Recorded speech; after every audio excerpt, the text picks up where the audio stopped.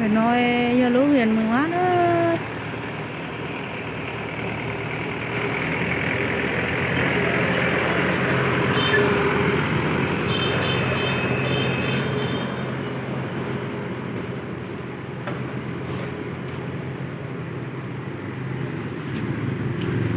Tôi cho nó lúc cảnh sang yếu yếu cho nó cho ta đấy.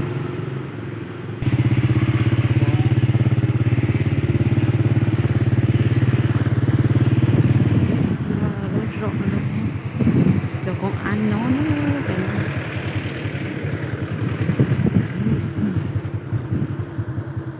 Cái bệnh viện này đóng cửa rồi còn? Mở rồi nhỉ? Hả?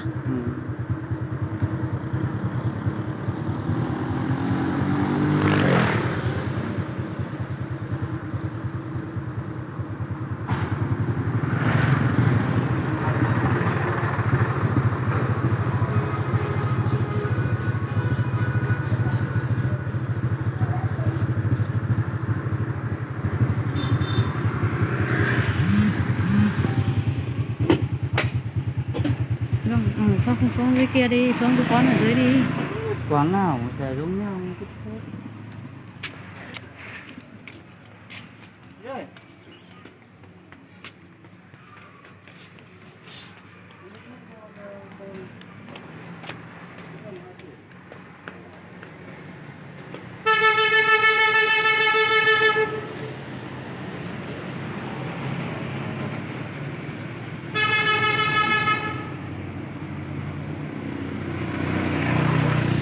Anh ơi, nếu mà có cái lọ uống thì cho nó uống một lọ thôi, đừng có lấy nhiều thuốc nó ấy đâu.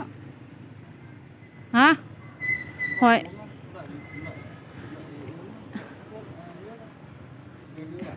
Ý là nó... Cái thằng này nó ho suốt thôi, ngại uống thuốc, nó uống nhiều rồi. Uống liều thì nó nhiều lắm rồi đấy. Ý là kể mà có cái lọ. Dạ. Và nước thì nó uống. Mà dễ uống thì nó dễ uống hơn. Còn uống theo liều rất là nó khó lắm. Mỗi lần 50 lít ngày 2 lần 3 lần. Vâng. 55 này. Nó Nếu không có thì em lại cho uống thuốc nước này kèm với tăng sức đề kháng. Có uống tăng sức đề kháng thì nó mới hết ốm rồi, 5 lít rồi.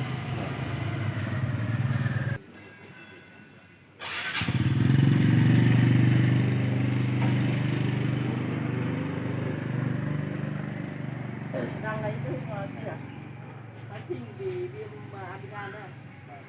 Vâng, và nó viêm xịt mũi, tối về xịt mũi chưa? Không biết nhà Mừng có làm không? Hả? Nhà sang quán đâu? Nhà đấy làm à? Không biết là nhà mua làm nhỉ? Nhà đấy cũng làm à? Ông trước à? Nhưng mà chả biết có còn làm không? Đây là không có trà sữa à?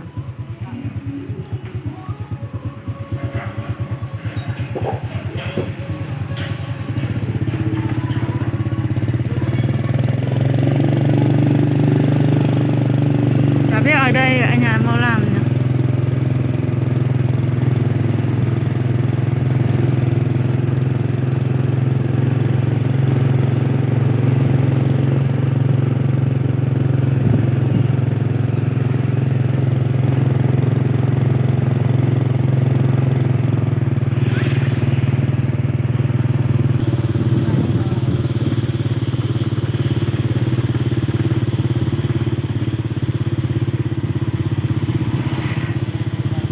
Có bao siêu thị lấy sữa cho con không? Không cần đâu mà. Mua sữa ngoài thôi. Không có đâu chắc à? Không biết cái bọn này hay uống ở đâu.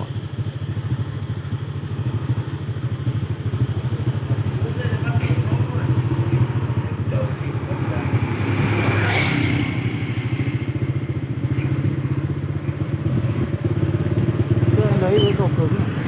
Vô. Xa đấy.